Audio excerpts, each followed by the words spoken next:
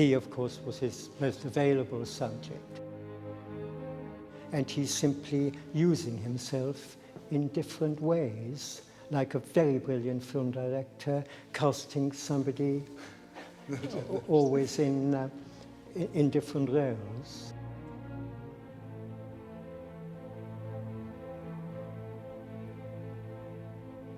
It reminds me a little bit of in the fairground where they leave a hole and someone puts their head through. Yes. You think, okay. I always feel with his hats, when you see them, you think, a hat, that's the most marvelous invention. What a good idea.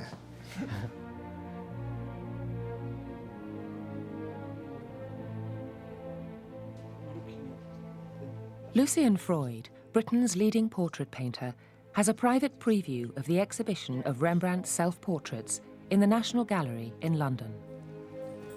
That's absolutely marvelous. I've never seen it, isn't it? Wonderful. It's the first time they've been shown together.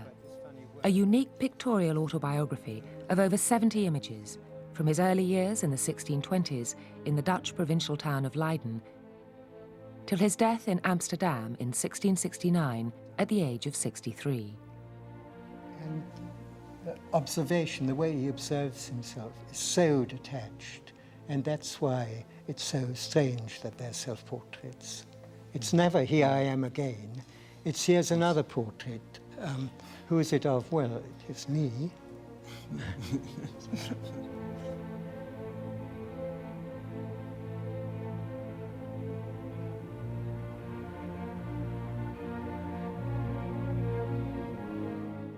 Rembrandt produced more self-portraits than any artist before him. Why he did so remains a mystery. The only clues we have are the images themselves.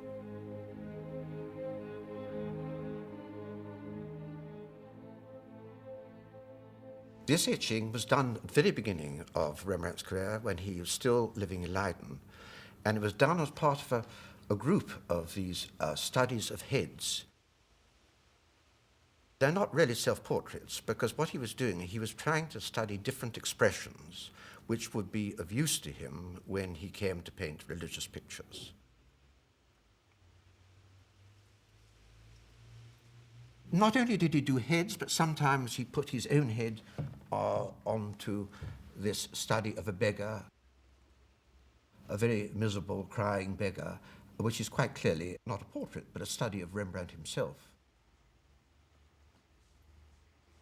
And there were quite a number of these kind of figures at the time. It was a wonderful kind of polyglot society in Amsterdam, and the beggars in the streets were very much part of the Amsterdam scene.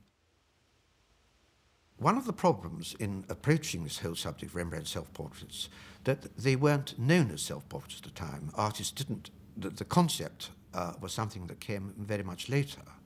What we call a self-portrait would in fact have been described at the time a portrait of Rembrandt done by himself, not a self-portrait by Rembrandt. You would think that a self-portrait, by definition, is authentic. Who else could paint the painting of the image he saw in the mirror? Nevertheless, there are authenticity problems with self-portraits, and this is a beautiful case. In fact, the painting to my left, which is in The Hague, in the Mauritshuis, was till recently considered to be the original, the embodiment of Rembrandt's early style as a painter who started very finely and developed to a more crude manner. And this painting, which was known, was in the reserves in Nuremberg and was considered to be a copy. Now, it looks rather shabby. It's not a very attractive painting at first view. And so this situation lasted until a German art historian said, I think this is the original. Also, because of the X-ray, I see that the painter has made changes while working, etc. And I think this is a copy. He was first not believed, but this painting was investigated very thoroughly, and they found something which they hadn't found ever with an early Rembrandt. They found an underdrawing with infrared reflectography. And the underdrawing did not look at all Rembrandtish. It was a rather weak kind of drawing of the kind somebody who's preparing himself to make a copy could have been making. And once the doubts were cast, everybody, we all started to see this is the original and this is the copy. And there is the idea that this painting is done by probably Rembrandt's first pupil, Gerard Douw. And it would be a good chance that he made a copy to train in painting technique. Now, this painting is not what you would call a portrait of Rembrandt done by himself. It is rather a face with a specific meaning, because there is to the left of the head this long lock, which was called a love lock, which was actually only used by courtiers. And no wonder the painting soon was called Prince Rupert.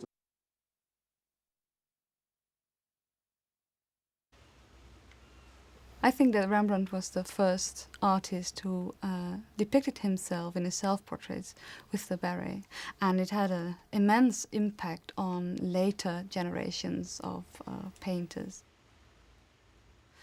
What he did use were, well, fabrics to see how the light falls on just the edge over here. And we know he had fabrics in his studio. Not costumes, but fabrics. One of the fascinating things about particularly the earlier work is that he drops himself into the subjects. There's one example here in the exhibition, an early history piece. We have no idea what's going on, some completely impenetrable subject, presumably from Roman history. And suddenly in the back you see Rembrandt peering in.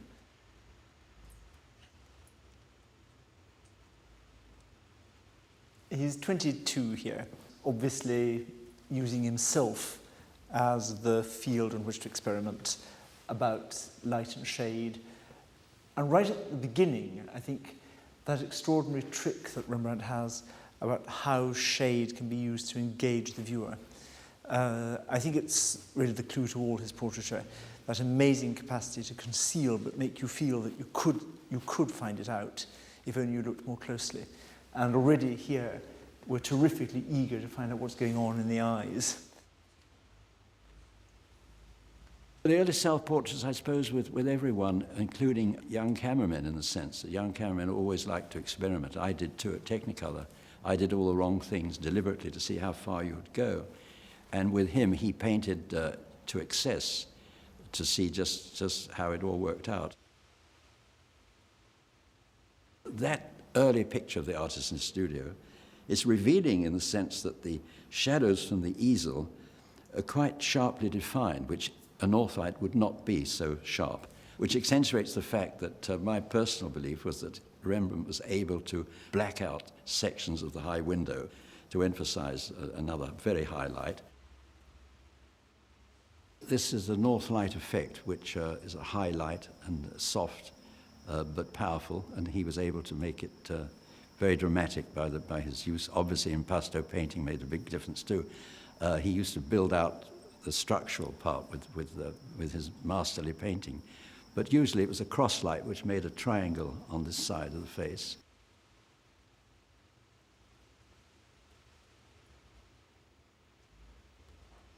But then when he wanted to make it a bit less dramatic and more flattering, he would have a soft light on the face, which was more frontal and more pleasing, and the sort of lighting that suits me much better, definitely. Although I'd probably need much more diffusion on the lens, but that doesn't matter. But the cameraman usually has to watch very carefully that if the light goes too high, and a cross light, if we go back to a cross light again, when you have a cross light on the face, particularly with a woman, if this part here is a bit pronounced, in some actresses it's more pronounced than others, then this is a very damaging light, so the cameraman has to avoid that at all costs.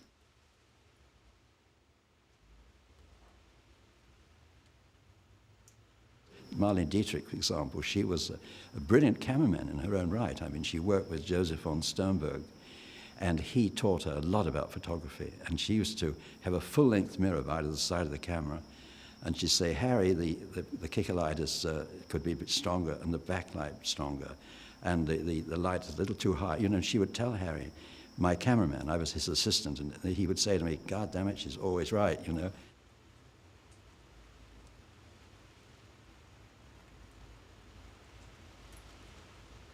I was working on the catalogue of the Rembrandt prints, and I was sitting there and suddenly noticed someone standing in front of me, and looked up.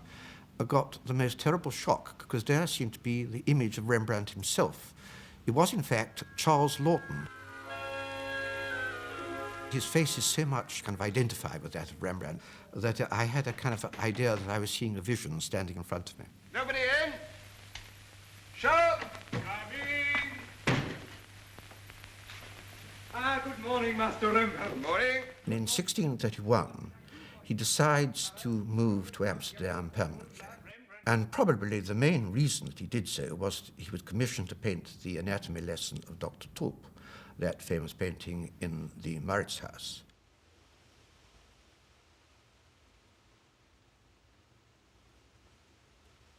And at the time, he must have had a sense that he wanted to present Amsterdam with a formal image of himself.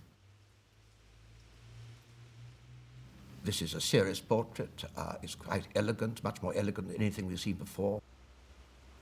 And it is a very kind of swagger portrait. And this was how Rembrandt wanted himself present himself to the citizens of Amsterdam. And you've got to remember, he was moving from a small university town, very much provincial society, to an extremely sophisticated cosmopolitan centre. And one can see this is his calling card.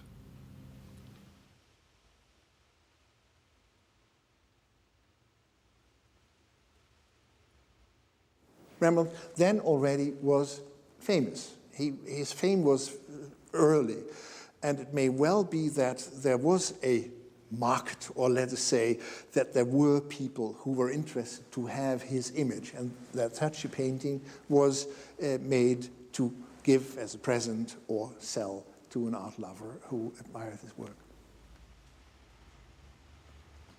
Amsterdam was a town, but at the same time also a village, and people were on the street all the time. If you ever have lived in a large village, you know that you know all the faces. And when somebody is outstanding for one profession or another, people start to tell stories about him. I'm sure they recognized him as that painter, as that famous young painter. Rembrandt becomes one of the most successful artists in Northern Europe, winning lucrative public and private commissions. Come and have a drink with us, Rembrandt. You promised our picture would be next. Now, come on, let's go and settle it. Yes. In 1634, he marries Saskia, the daughter of a wealthy burgher. And shortly afterwards, they appear together. He paints himself as the prodigal son in the good days, the jolly days of the prodigal son, when he drinks and wantons with Saskia on his knee.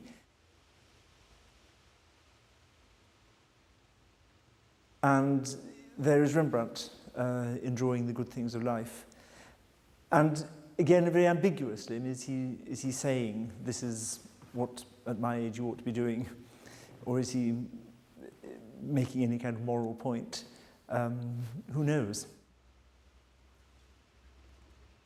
There's the very remarkable portrait where he puts his self-portrait in at the foot of the cross as the cross is being raised.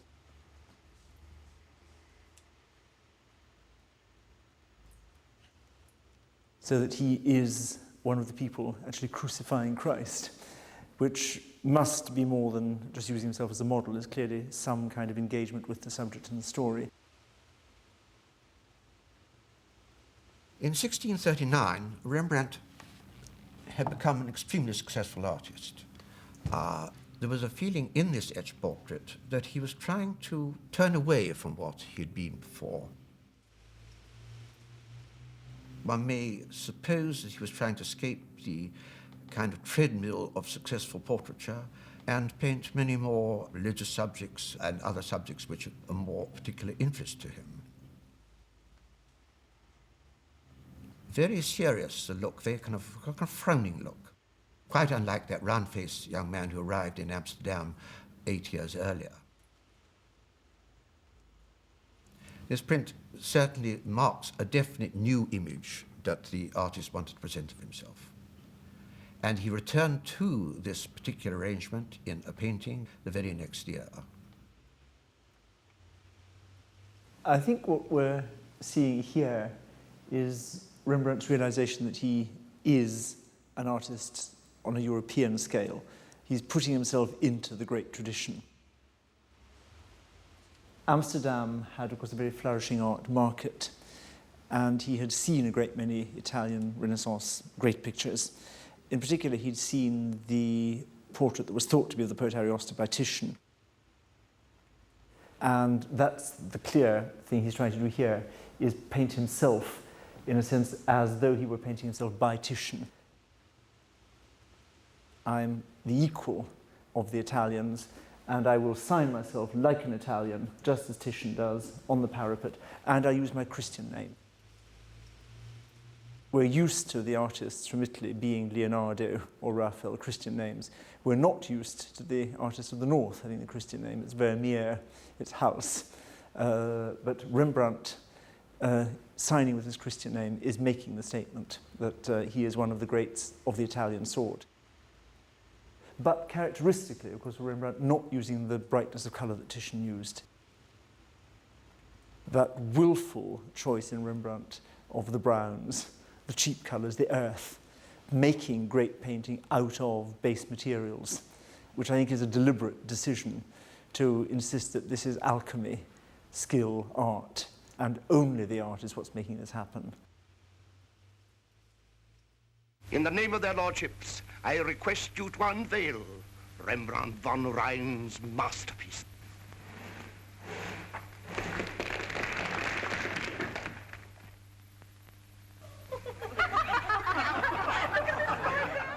Rembrandt's prestigious commission to paint the 16 civic guardsmen of the Night Watch is unveiled in 1642 to a mixed response. Is that supposed to be me? That grinning ape? In the same year, Rembrandt's beloved wife Saskia dies, leaving him with Titus, the only one of their 4 children to survive.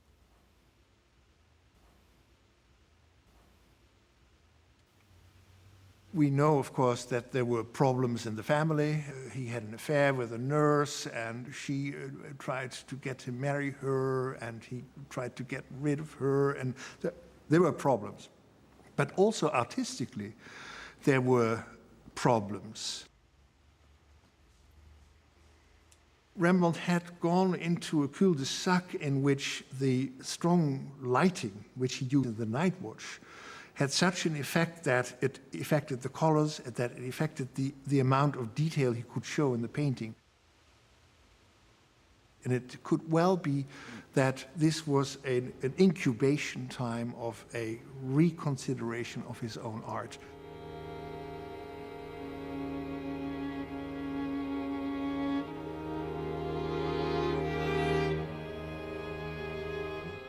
In the meantime, he made the most beautiful landscape drawings, and we know he must have been walking through the landscape.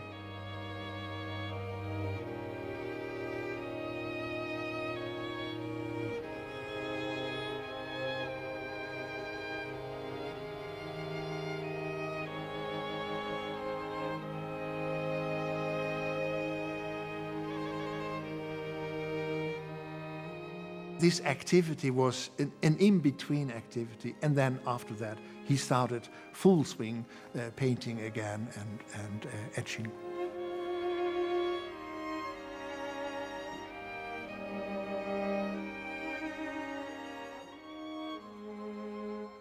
The artist is at work, he's looking up from his plate, and as if we've just caught him at work. Now we have a feeling that Rembrandt wishes to kind of peel away all the kind of, you might say, intellectual pretensions of the self-portrait leaning on a sill. and present himself as he really is, the artist who is at work.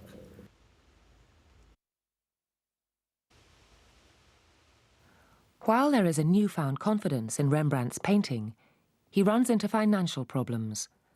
As a result of speculation and borrowing, he has to sell off his personal collections of art and antiques. No good, most of them are his own work. They won't fetch anything. And here's a Rubens sketch, a bit of antique sculpture. In 1656, Rembrandt went bankrupt.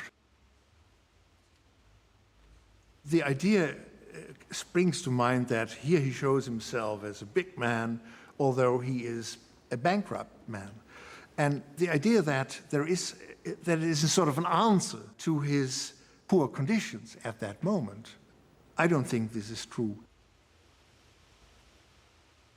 The feeling of one's own identity was very different from ours. And I think we tend to project these modern feelings on 17th century paintings and on Rembrandt's self-portraits, in fact.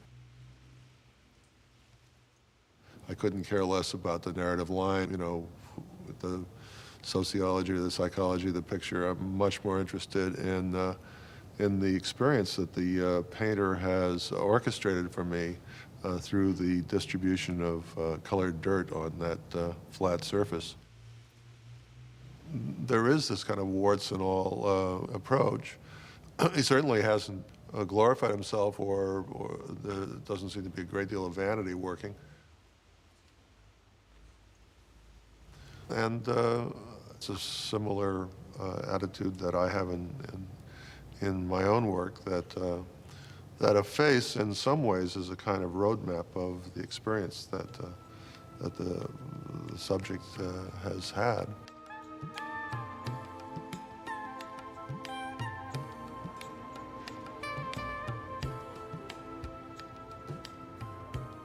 Rembrandt worked from a mirror, and he was always available, and I work from photographs. But I have photographed myself an inordinate number of times.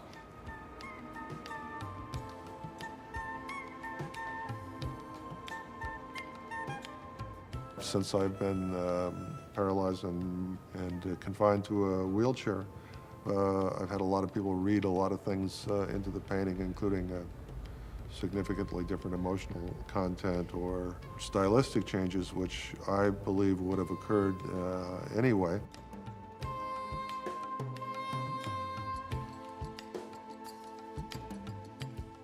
I returned to my own image, I guess, because it's the sort of common denominator between everything that I've tried to do in my work. I return to it over and over. So you watch my hair disappear and my beard get gray.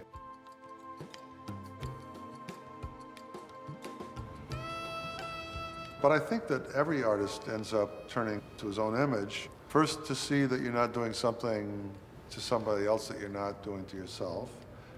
It's a way to measure what changes have taken place as a kind of constant. And finally, we're probably narcissistic and self-involved, and what's more interesting than us?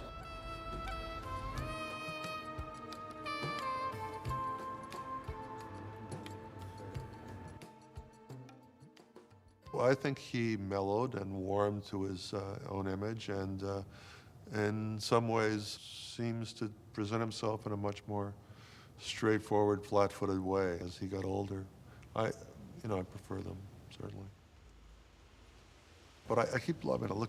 I'm sitting looking at the painting now, and there's a great hand and like sort of not so great hand. There's some great passages of paint and some sort of clumsy passages of paint. Seems so odd to me that the approach would be so different. It's one of the great noses, too. I mean, I love the highlights on the nose and the lumpy quality of it, and the way his upper lip seems to be stretched around the teeth, the grayness of his 5 o'clock shadow on his cheeks, sort of a Richard Nixon quality to Rembrandt's face. A little brown syrup over everything. It's funny that he didn't really put the brown syrup over his face.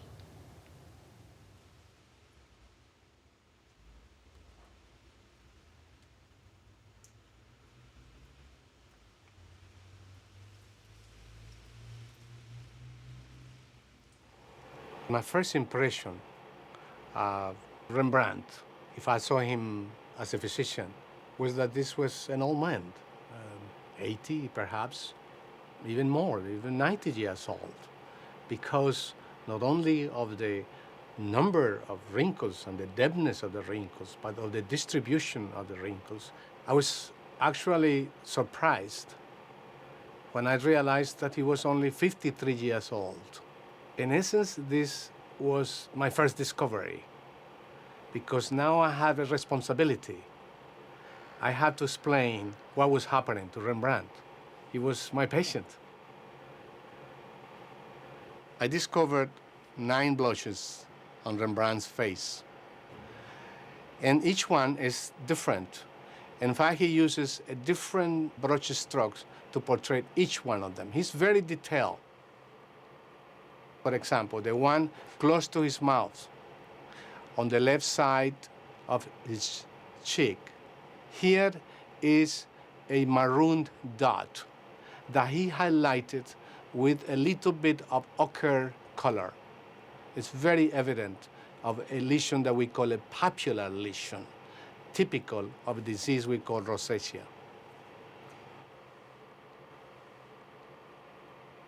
This rosacea and this blushing is typical in patients of Northern European background with very fair skin. And you see it everywhere, really. I mean, I go in the streets and see patients with this. But one of the most, I guess, contemporary examples is the President of the United States, Mr. Clinton, in which you can see the blushes appear and disappear, you know, with his life, with the shocks of his work, following the history of the country.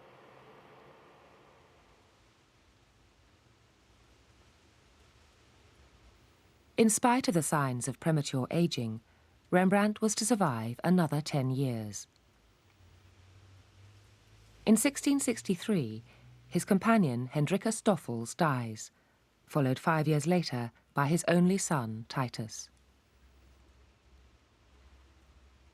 In these final years, Rembrandt produces what many consider to be his finest self-portraits.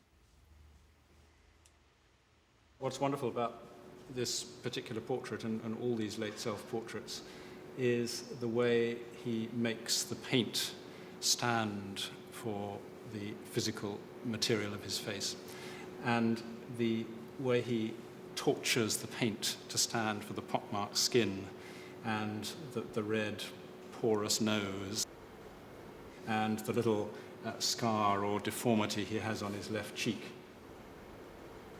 and the little tufts of hair of the beard just under his lower lip.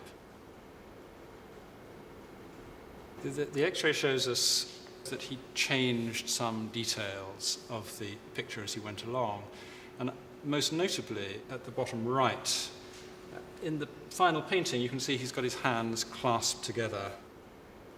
But in the X-ray, his hands are a little bit higher up, and they're active. They're actually doing something.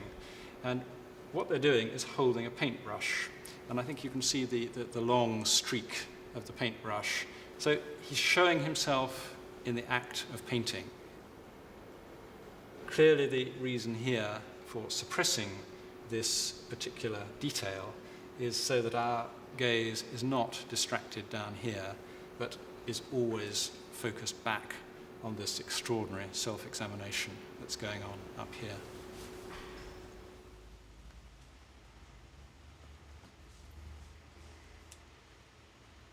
I don't think anybody knows what's going on in this portrait at all. One of the things that is thought it might be about is a reference to Zeuxis, the great Greek painter of antiquity. And there's a legend that Zeuxis, as an old man, decided to paint the ugliest woman he could find and eventually died laughing. And of course, that may be what's going on here. If that's it, would of course fit in with a certain view that Rembrandt has, I think, about using simple things, plain things, not beautiful things, to make great art. And that story might have appealed to him. Whatever is going on, it is an extraordinarily knowing image. as he looks archly out at us. And the big question, I think, is whether he expected us to understand what was going on, whether he thought he was giving a clear message, or whether, in fact, it's a tease, as we try to work out just what this old man still finds to laugh about.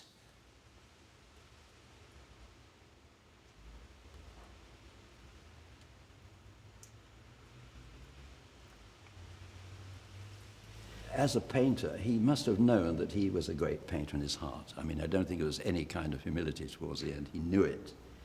This particular one is somewhat more enigmatic. I don't know how you would describe the expression. Maybe a little wary.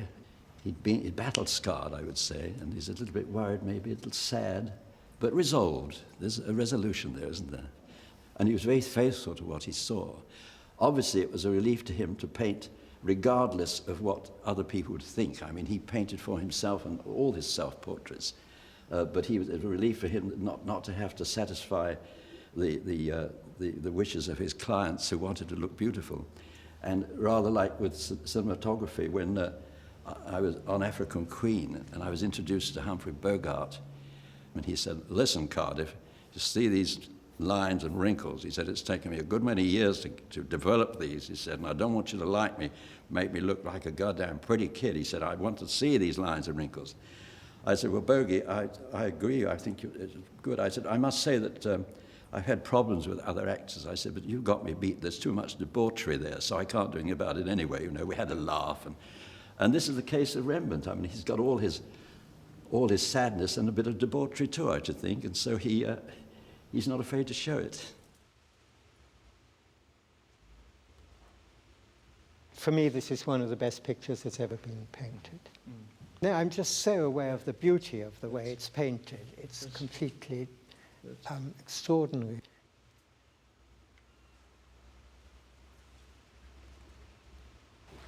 It's so perfect and so right.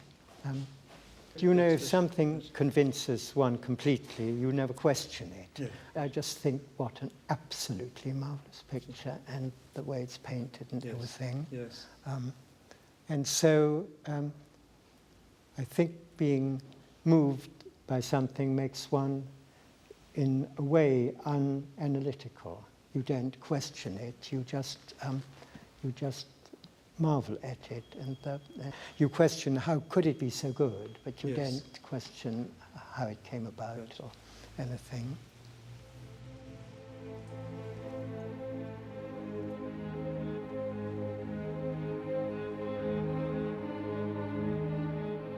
Each of these self-portraits was time and again created in front of the mirror. He really studied his face time and again. You see the wrinkles change slowly. You really can see him age because of this concentration on reality.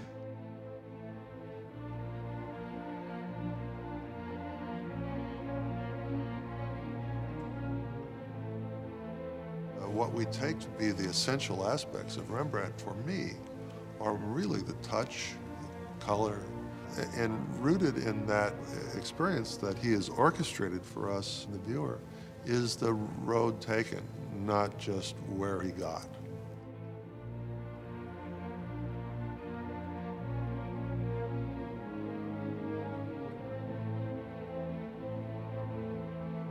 I think he would have been a wonderful cameraman. Absolutely wonderful. Absolutely wonderful.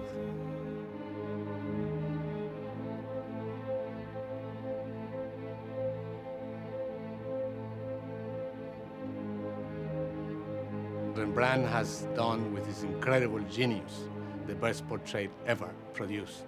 There is no better document. I mean, no letter, no birth certificate, no receipt, no court files are going to tell us who was Rembrandt. This is Rembrandt.